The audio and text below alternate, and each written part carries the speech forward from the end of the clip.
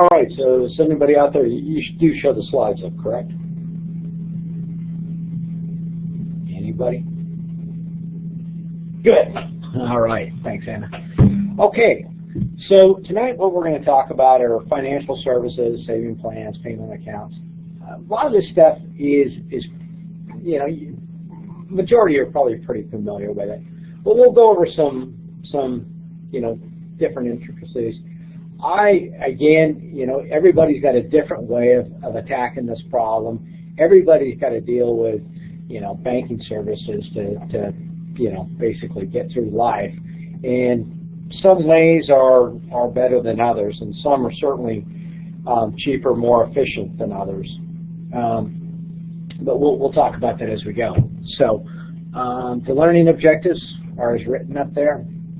But mainly it has to do with the different types of financial institutions that are out there, and to kind of compare and contrast. And the thing is that a lot has changed. Banks, as they've become more consumer-oriented, have merged a lot of services they offer.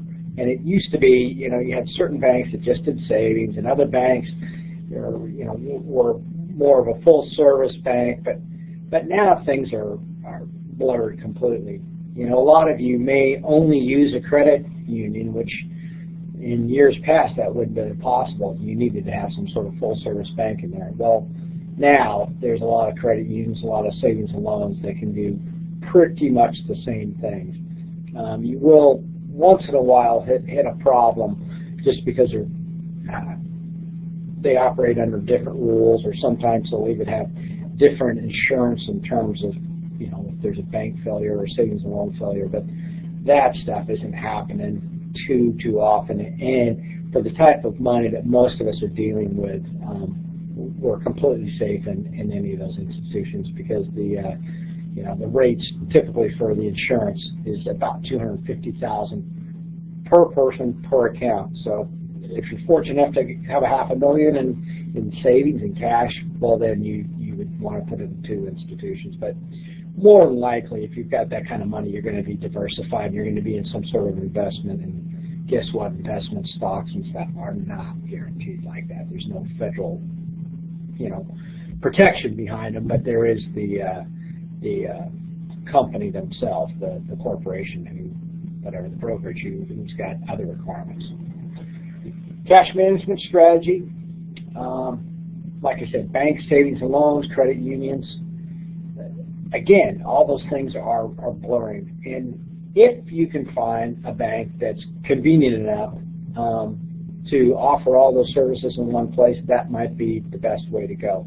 But believe me, we've all had bad experiences with banks, you know, certain banks here or there, and there may be certain banks that you will go out of your way not to deal with. I was fortunate enough to be in the military and had access to USA. I'm not pitching any one company, but somebody like them is pretty good, because they do pretty much anything you want, and a lot of times they're more convenient. They can do things that the local bank, the brick and mortar banks, won't even begin to do, because they have to deal with people who are overseas and stuff. So anyway, a lot of times my requirements are a lot probably stranger than your requirements in terms of, you know, overseas money transfers and things like that you probably don't need to deal with. But also some of these banks too, this one in particular, deals with insurance, they deal with investments, all that stuff. So for me, I just find it easier to get one statement from one bank. But if you're having to pay service charges and do other things to get that kind of convenience, then you're probably better off not doing it. Okay, so cash management strategy, and here's some of these, you know, common mistakes. You know if you're subject to this kind of stuff, you know. Impulse buying and credit cards. I talk a lot about using credit cards because they're powerful. I mean, if you use them correctly, I've got well, I guess I shouldn't say the name, but the SPG. Anyway, it gave me 30,000 free miles just for opening an account. I put my daughter's tuition on it down at Auburn, racked up a whole bunch of miles, and it came with no fees and all that stuff, and then I'll cancel it in 6 months and never carry a balance on it. So if you're in that kind of situation, that's great. If you're going to be somebody who's going to be carrying a balance, then all those airline miles and all that other stuff, you're better off not. You're better off paying cash. If you do like the convenience and the tracking aspects of using plastic rather than cash, then debit cards might be better, because debit cards are just like writing a check. And go figure, if you overdraft them, well, they usually won't let you overdraft them, but anyway, you would incur the same charges. It's just like writing a check. And they can do goofy things like put holds on your account when you're using the charge and all that kind of stuff. So we'll talk more about that as we go. But you do need something that's got some liquidity, and you should be paying for current expenses with current money. Obviously dipping into your savings or putting things on a grocery, or putting something like groceries on a credit card unless you pay off that balance every month. That's not a good strategy, and within a few months to a year, you're going to have some real problems. So the other thing is having a whole bunch of cash and not having it work for you. So most banks have some sort of mechanism where they have an interest-bearing checking account.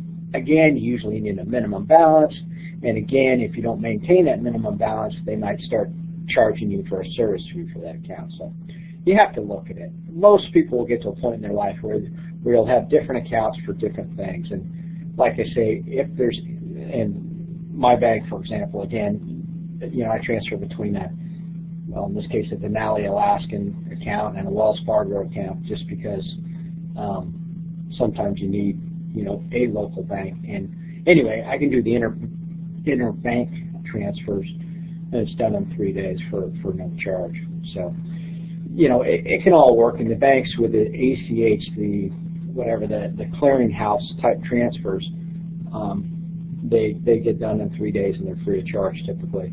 Whereas if you have to wire money is, you need to have that money there pretty quick, but it'll transfer in the day, and it'll typically be $20 for a domestic and $35 if you're going international.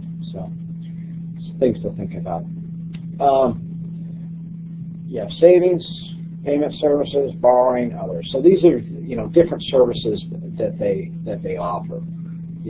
A lot of times people get associated with a financial institution because me and Wells Fargo, I wouldn't normally have an account with Wells Fargo, but that's who my mortgage got sold to, and so you end up in that sort of service. Also, payment services. Checking accounts are demand deposits. They come out exactly, they're current. There is no credit in those types of situations. Other things that they can offer you, again, you have to compare the services amongst the banks. I don't know how many of you looked at the homework, but that's kind of going to be the homework assignment for this week, to look at your bank and just look at sort of the position you're in with your bank as compared with the competition. It doesn't hurt to look across and see what works better. But there's so many little fees and stuff. It's very hard to evaluate them together. Better banks, for example, will refund ATM deposits when you use it for an ATM. So when I get charged $3, my bank at the end of the month will give me that $3 that I got charged back. And there's certain services like that at the end of the month, they can add up to a lot of money if you're making those kind of transactions. They do talk about trusts in the book. A trust, some of you may be involved in this sort of situation. Generally, it's for the very, very young or very old, where somebody's not of legal age, and their money is put in the trust, or they're getting quite far along, and somebody else is managing their money for them, and so a trust account would be set up. Not a big deal, and if you need that sort of application, the lawyer will explain it to you when you go through that process. Pardon me, asset management accounts.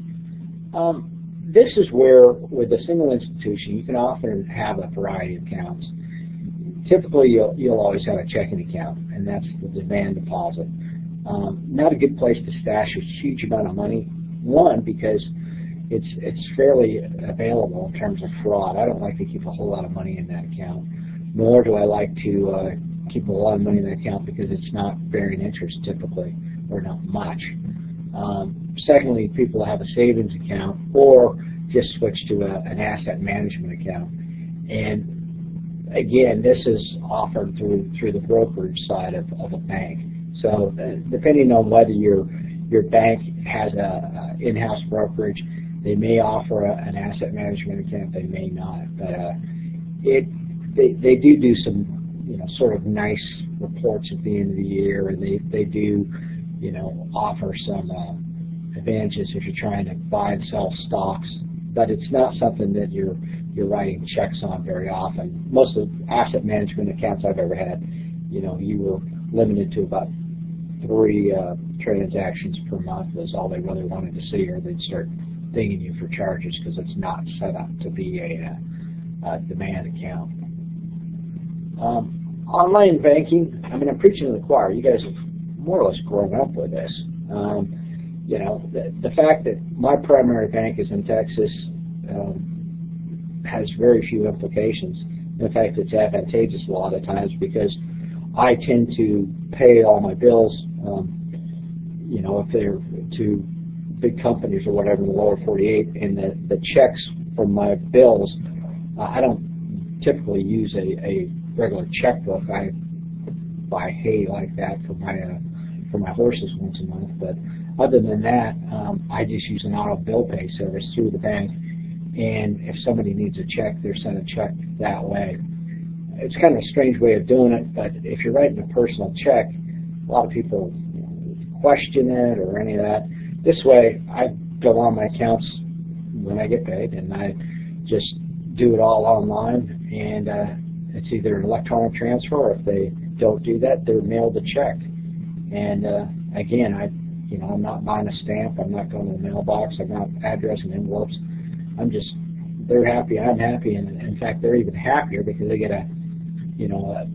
what looks like a cashier's check.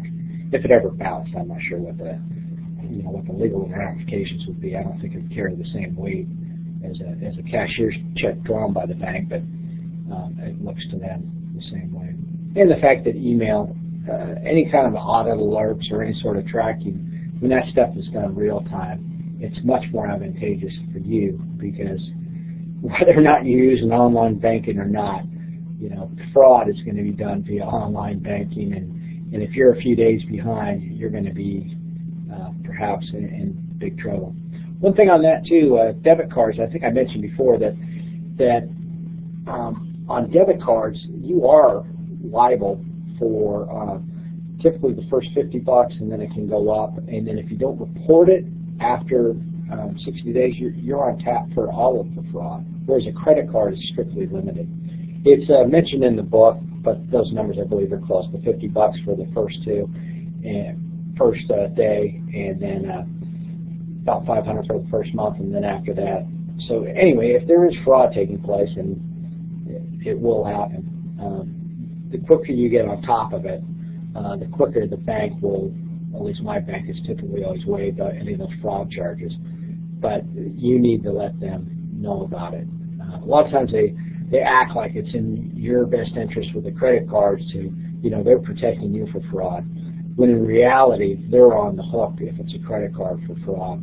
And so, but they want to try and enlist your support as much as possible. Other things about it, privacy and security, you're almost forced to do online, so you necessarily can't get away from it.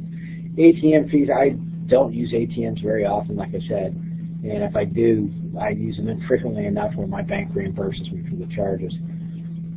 Depositing checks and cash, yeah, again, most of us are not paid by a paper check anymore. Just about everybody has some sort of, one of the conditions of employment is that you accept automatic transfers for your pay. Overspending potential, you can do that. You can overspend whatever means you're using. And then online scams, phishing. Just today I got a pretty official looking email, and normally I would have automatically identified it, but it was from irs.gov. So anyway, I was suspect anyway. But anytime you get mail from the IRS, you're kind of thrown for a loop. But if you know anything about the IRS, they never refer to themselves as the IRS. They always call themselves the Internal Revenue Service. In fact, they're very clear. If you ever have to pay your taxes and write them a check, you can't make it out IRS. You have to spell it out. So it was just a phishing scam, and no big deal. I didn't go any further with the email, other than to open it up on my smartphone. And I saw they wanted my, things like my Social Security number and all this other stuff. So it was pure phishing. The IRS has already got my Social Security number, obviously, if they were sending me a directed email. So you just, common sense will prevail. If you didn't initiate it, it's probably not legitimate. So just let that stuff roll. Okay, opportunity cost of financial services. Generally, there's a trade-off. If you are getting higher interest, like I said, there's usually a minimum balance. So you may not have the same liquidity that you typically would. Convenience, 24-hour ATMs, weekends are now networked, so ATM convenience is not that difficult, as long as the bank will cooperate somehow with the fees. If your bank doesn't, you may be forced into that sort of Wells Fargo or whatever, Alaska USA, Denali, Alaska, whoever's got the ATMs where you're going. But that shouldn't be the primary consideration for setting up an account.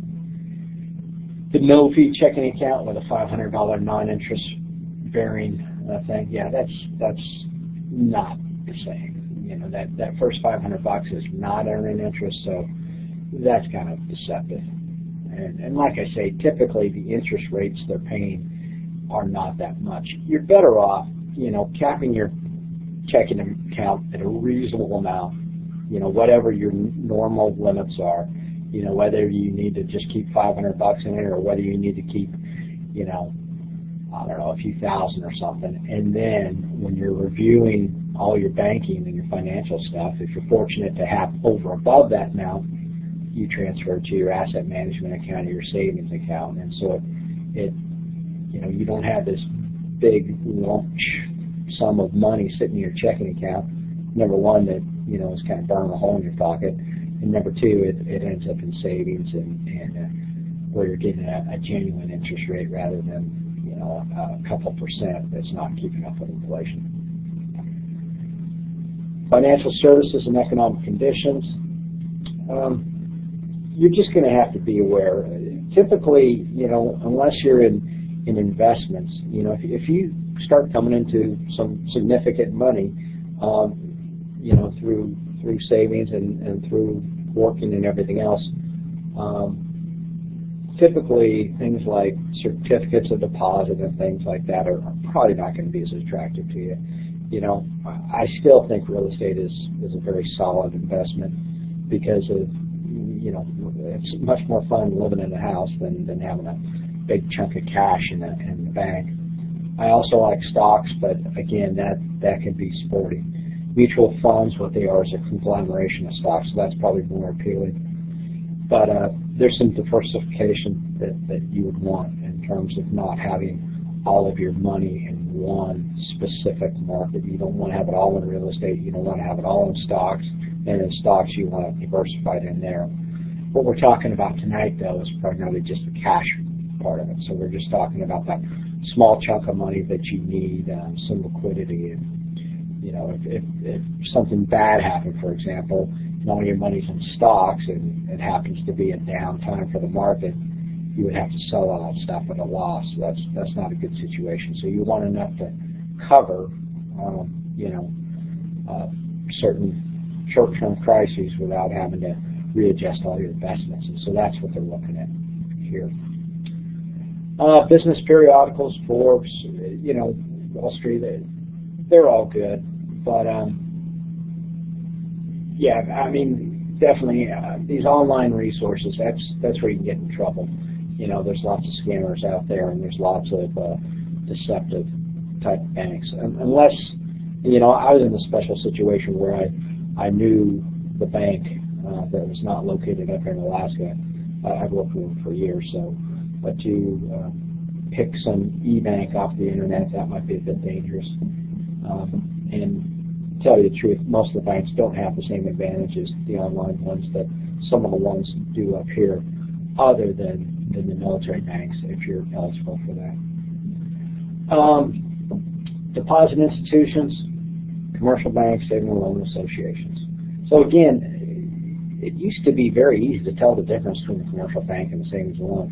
Now they're just kind of blurry. The only way you find out that you're dealing with a savings and loan is you'll go in there and ask to do some sort of, simple transfer, and they'll say, yeah, that's the one thing we can't do because we're a savings and loan. But for 99% of the stuff that you want, it's pretty seamless.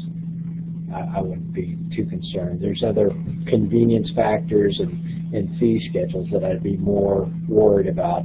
In that one-off time when you need to do some sort of, transfer or whatever, that's a, once a year or once every 10-year experience, then you can just go to, get that done as a one-off event at a different bank.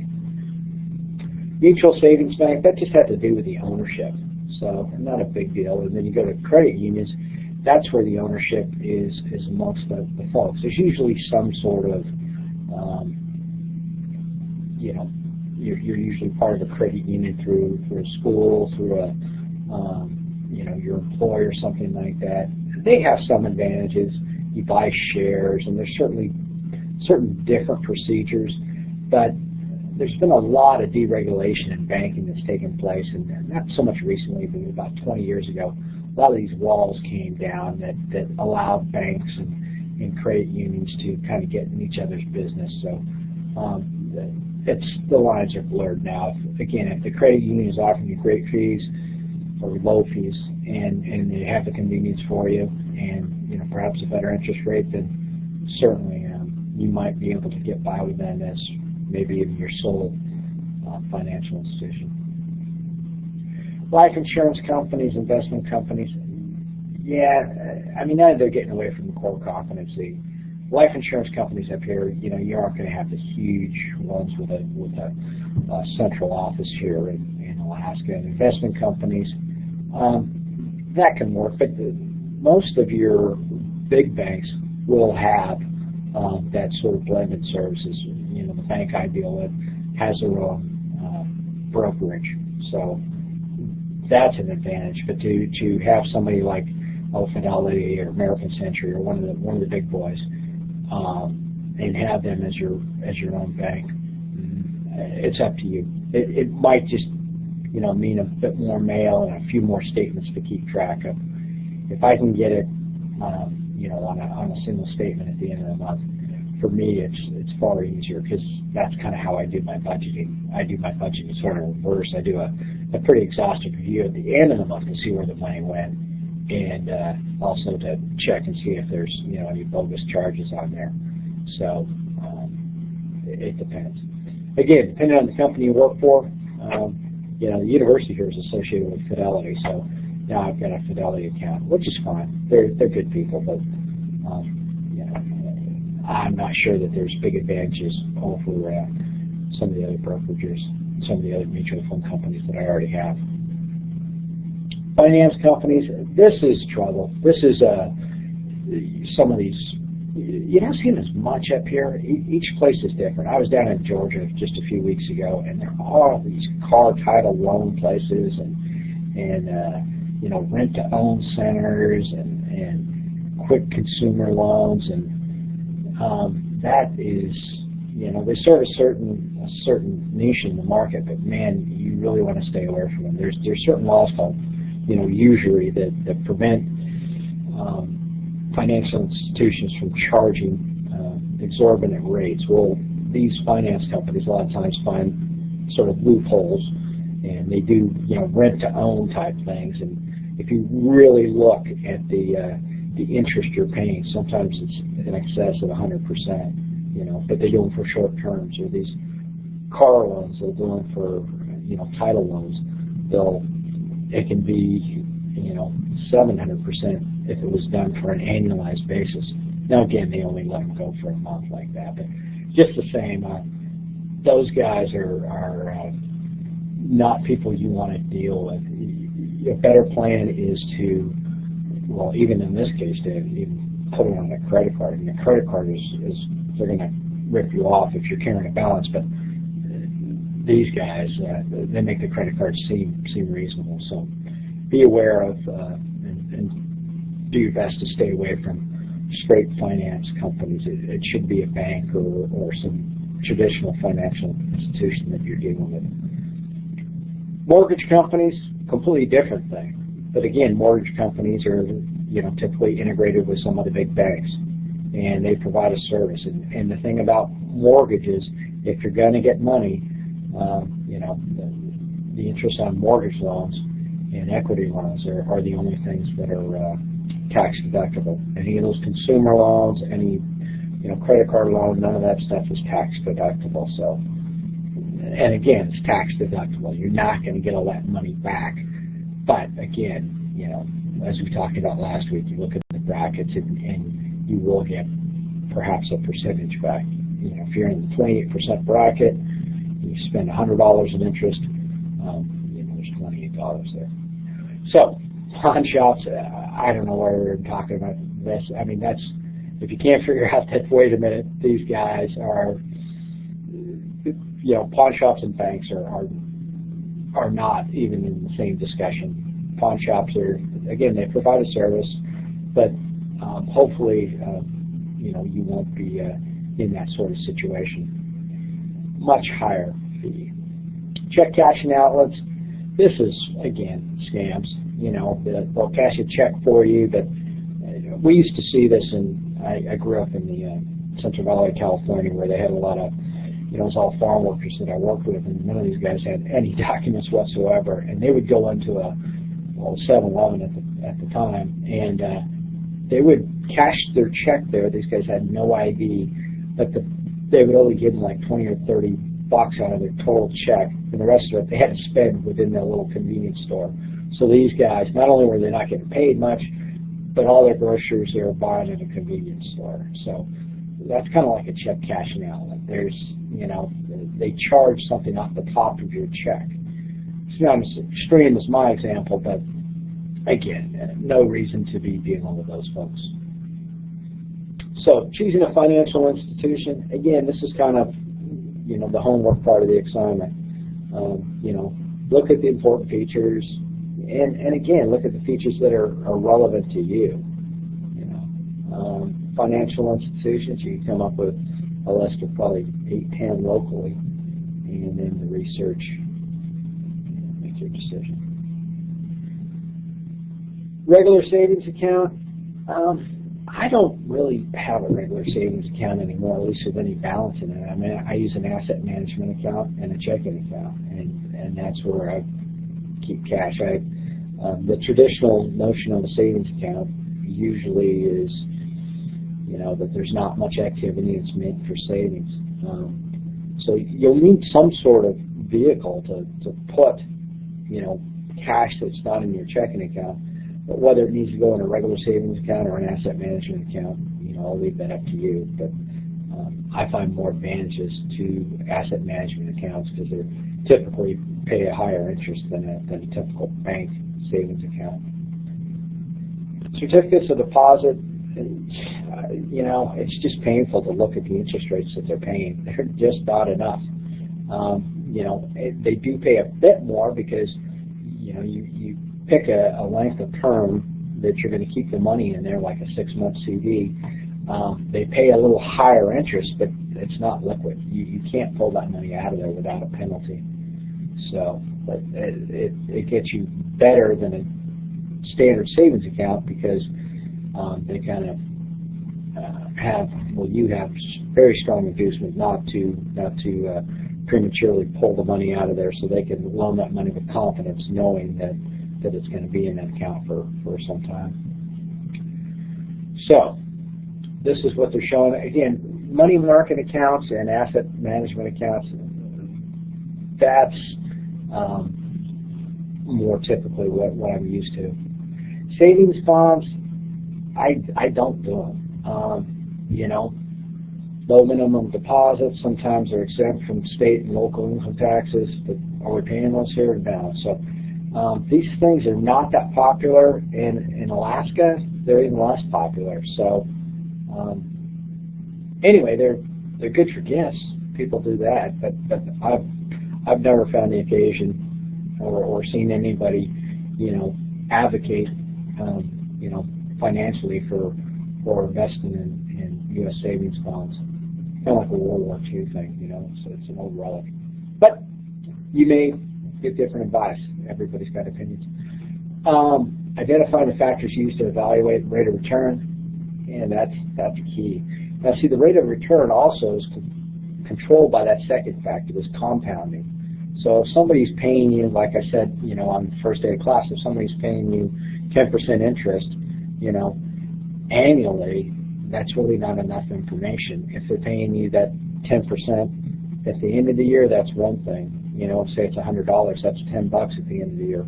If they're compounding that money, so they're going to pay you 10% interest, but it's going to be compounded by the end of the month, or by the end of the year, it's going to be significantly more than $10. And then that following year, you're going to be starting out with let's say it's $115 or something. That money is going to be compounded. So not only are you earning interest on just that initial $100, but now you're earning interest on that interest. And so the quicker that compounding is, like compounded daily is kind of what you want to hear, that means that as the interest is earned, that money that you're earning interest on is ever increasing. So if that makes sense.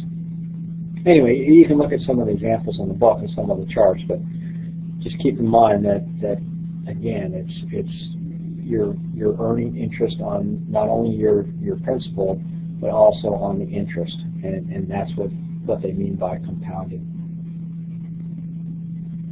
Annual percentage rate. There's a bunch of truth in advertising type things, and there's a bunch of HUD forms and other forms that get very involved in real estate. Again, I've been in real estate transactions, and it's just a whole slew of forms that they throw in front of you.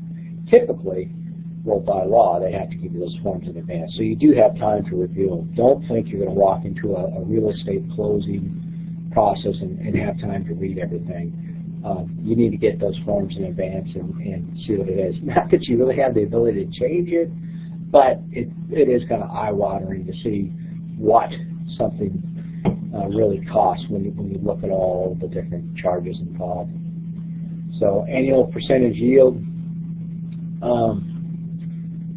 so that you're comparing one to another, so you can make like comparisons.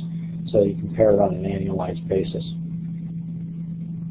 Truth in savings. This is really what I was talking about before in terms of the the disclosure of the fees on deposit accounts, interest rate, annual percentage yield, and other terms and conditions. So again, this is the fine print, but it can vary greatly. And again, if it doesn't apply to you, you have to look for the figures that are relevant. If you're the type of person who uses an ATM all the time, well, having some sort of large network of ATMs and having some sort of cooperation amongst any ATM you might use, that could be huge. Inflation still 1.5–2% a year. So some of these accounts, they don't pay much more than that. So you aren't making money, you're just breaking even. So that's why you need to squirrel away enough money to get involved in investments, and then you need to get into investments, and that's where you're going to make your money and get ahead. Tax considerations. Yeah, even that measly few percent that you earn, you're still going to get taxed on it, unless it's some sort of municipal bond or something that happens to be tax exempt. But again, that is typically going to be will be factored into the yield on that bond, the amount of interest you're paying on it. So it's going to be lower as well. So it's kind of sad. If you lose money, they aren't necessarily there to help you, unless you also made some money that year. You can balance the two out in your statement. But anyways, it's not necessarily fair. Liquidity. We talked about liquidity. That's just the ability to get at the money on short notice without penalty or fees. So here's that safety business. again, not so much of a factor. You know, bank failure is pretty rare, and $250,000 in cash is usually pretty easy to live with it. And then also you see per financial institution. So if you're approaching limits like that, then you definitely want to diversify, because it's not per person, it's per institution. Restrictions and fees, delay in time between earned and posted transactions. Sometimes these guys play like a float against you. For example, part of my money comes from the government through the military retirement, and they pay, usually a couple days before the end of the month. Well, I've had two different banks, and one would deposit that money on the day they got it. Other ones would wait till the first. So they were basically using my money for a few days, of which I was getting no value. So I wasn't living paycheck to paycheck, but just the same, that's kind of a nasty practice on the part of that bank. So be careful of that. And then if you get involved in stocks and stuff, they also have, funds have to settle, and if you're using their money and buying and selling stocks within those settling dates, they frown upon that. In fact, it's against the law. It's called playing the float again. So anyway, things still in the electronic age, there's still delays built in, and you have to be cognizant of that. And if your bank is playing against you and those sorts of things, that might be a criteria to find a different bank. Taxes reduce the annual rate of inflation. So here's a 6%, 28% tax rate. So 1 minus the tax rate. So anyway, 1 times 0.28 times that 6%. So what looked like 6%, which, hey, that's quite good. But by the time you figure out taxes, is 4.32%. Now the thing is, though, that you're what are you going to compare this against? If you make money in real estate, actually, you could do all right, because as we'll talk about in the real estate section, there's certain exclusions. Keep the capital gains and make some money, but other times there's not. So I got issues. Kids at home going free range. Bad. Anyway, I'll have to wait. Payment methods: electronic debit, credit, online credits, store value cards, and smart cards. All the different ways of working that out. The debit cards, I've talked about it kind of extensively. Online payments, PayPal, things like that. Store value cards. Think about those. There's no really redemption if you lose those things. And smart cards, again, each one's got its benefits. The store value cards, though, I would be, if you lose those, that's like losing cash. That's not a good thing. PayPal, the online payments, not a bad way to go, because it will give you a little bit of anonymity in terms of fraud, because they don't actually get your bank account information, and it is essentially like paying with cash for those folks. So types of checking accounts, and we talked about this. Regular, interest bearing, interest checking. You just have to look at how much per month that you're keeping in that account, and what's going to work out the best financially. So evaluating checking accounts, again, same thing. Fees, charges, restrictions, and services. You definitely want to have some overdraft protection, because even if there's a mistake, it's so much easier to clear it up if they haven't actually overdrawn and had to charge you a fee for that.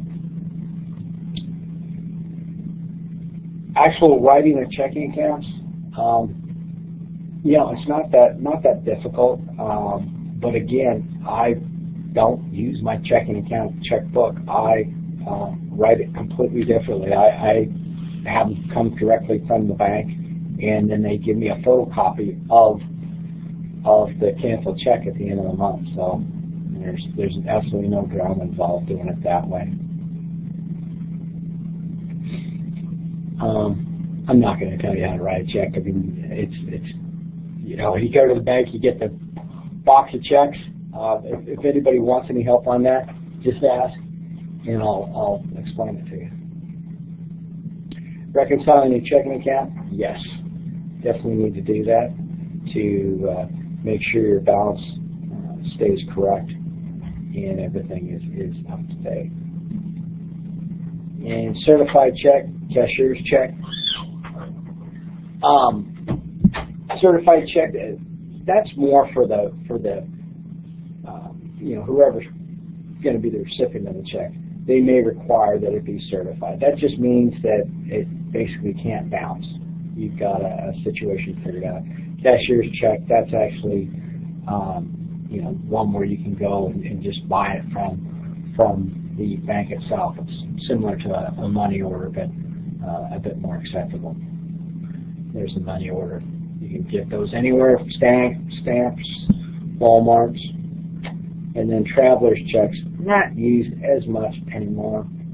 But one of the things about overseas travel now is they're charging an extra fee now for using credit cards. So these may come back in vogue. There's like a 3 or 4% foreign transaction fee that they're charging right now. So until they get rid of that, if you're going overseas, you may want some protection. And then there's your homework. Any questions?